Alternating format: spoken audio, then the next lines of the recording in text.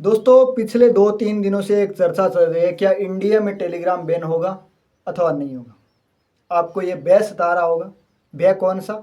2020 में एक साथ 60 चाइनीज ऐप बैन हुए थे, उसमें आपका प्यारा टिकटॉक भी था। तो क्यों न सताए। दोस्तों क्या इस पे आरोप लगे?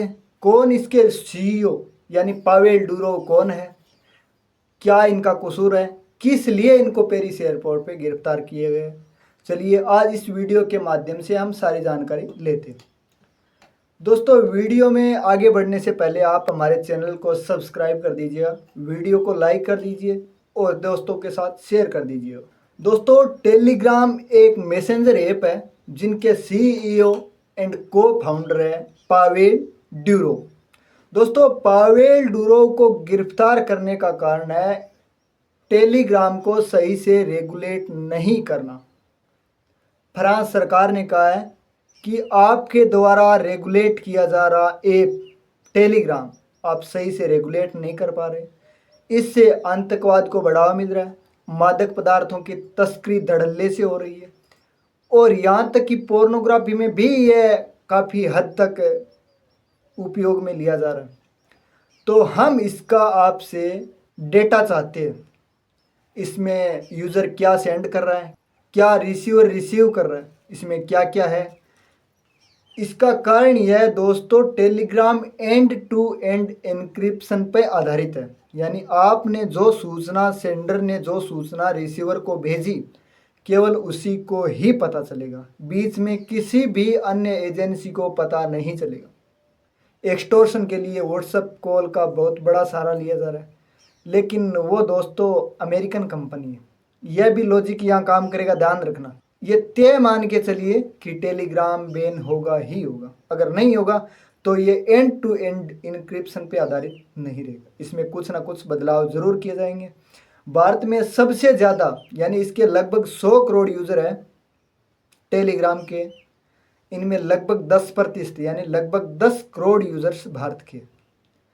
तो यूज़र्स की गोपनीयता को बरकरार रखने के लिए ऐप है ये, लेकिन इसका मिसयूज ज़्यादा हो रहा है। तो मिसयूज की वजह से ये बदनाम हो गया और इस कगार पे पहुंच गया कि ये बंद हो सकता है, बैन हो सकता है। दोस्तों पावेल डूरो ने एक ऐप बनाई थी जिसका नाम है विके, जिसका पूरा नाम आप स्क्रीन पे देख रहे हैं। रसिया में बनाई थी। पावेल डूरो मूलतः रसिया के हैं। उनको वहाँ इसी कारण से देश छोड़ के जाना पड़ा। कारण क्या था? रसिया सरकार ने गोपनीयता मांगी थी यूज़र्स की, डेटा चाहा था, क्या भेजा जा रहा है, क्या प्राप्त किया जा रहा है, लेकिन पावेल ने ये मना कर दिया। पावेल ने मना कर दिया तो उनको रसिया छोड़कर भागना पड़ा दूसरी जगह और उन्होंने फ्रांस में शरण ली। और फ्रांस में भी उन पे यही आरोप लगा क्योंकि उन्होंने 2013 में अपने भाई के साथ मिलकर टेलीग्राम की स्थापना कर दी और टेलीग्राम भी वीके की ही तर्ज पे चल रहा है, यानी एंड टू एंड एन्क्रिप्शन। इसी प्रकार वीके चल रहा था, इसी प्रकार टेलीग्राम चल रहा है। इसमें सेंडर और यूज़र को ही पता होता है, बाकी किसी एजेंसी को पता नहीं होता क्या भेजा जा रहा है, क्या प्राप्त किया जा रहा है, कौन सी गतिविधियां इस पर संचालित की जा रही है। और सबसे बड़ी बात यह है कि यह मार्केट की जो बड़ी मछलियां हैं उनका मुकाबला कर रहा है। सबसे बड़ा ग्रुप यानी 2 लाख तक लोग जुड़ सकते हैं, चैट कर सकते हैं 2 लाख लोग, लेकिन ये व्हाट्सएप के माध्यम से नहीं कर सकते। बड़ी मछलियां जो मेटा कंपनी की, आप समझ रहे हैं मैं किन की बात कर रहा हूँ, उनको बैन क्यों नहीं कर रहे? क्योंकि वो अमेरिकन है और ये रसियन, फ्रांसीसी या फिर यूएई बोल सकते हो। यानी सह संस्थापक के पास 4 देशों की नागरिकता है। अपने इंडिया में एक ही देश की नागरिकता मिल सकती है। अगर दूसरे देश की ग्रांट की तो इंडिया की नागरिकता स्वतः खत्म। लेकिन पावेल के साथ ऐसा नहीं है, उनके पास 4 देशों की नागरिकता है। दोस्तों अभी इंडिया में इसका भविष्य क्या है, इस पे बात कर लेते हैं। तो इंडिया में साइबर क्राइम को रोकने के लिए एक संस्था है जिसका नाम है Indian cyber crime coordination centre.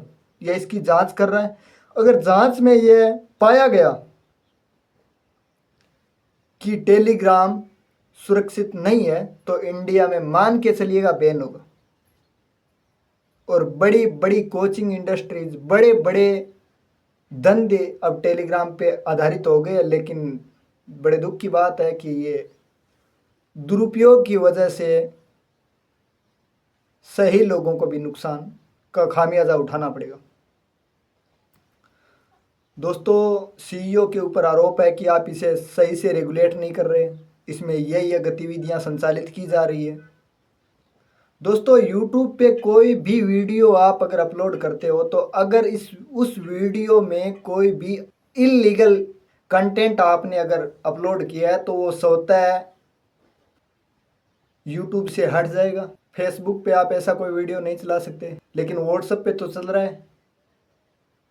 तो अब टेलीग्राम की जगह दूसरा रास्ता अपना लीजिएगा और टेलीग्राम की जगह स्थान लेने के लिए आया है व्हाट्सएप चैनल। जो अब टेलीग्राम चैनल की जगह व्हाट्सएप चैनल ज्वाइन कर लीजिएगा।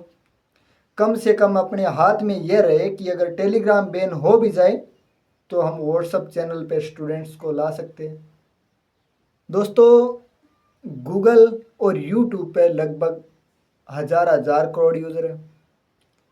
फेसबुक, इंस्टाग्राम और व्हाट्सएप यानी मेटा ग्रुप के तीनों ऐप 500 करोड़ के लगभग, और एक्स एंड टेलीग्राम लगभग 100 करोड़ यूज़र हैं इनके। दोस्तों, टेलीग्राम भारत में लगभग 10 करोड़ लोग चला रहे हैं। उन 10 करोड़ लोगों का भविष्य टेलीग्राम पर निर्भर है। तो कह नहीं सकते भविष्य में क्या होगा, लेकिन इसकी जांच चल रही है। अपना रास्ता चेंज कर लीजिएगा। धन्यवाद।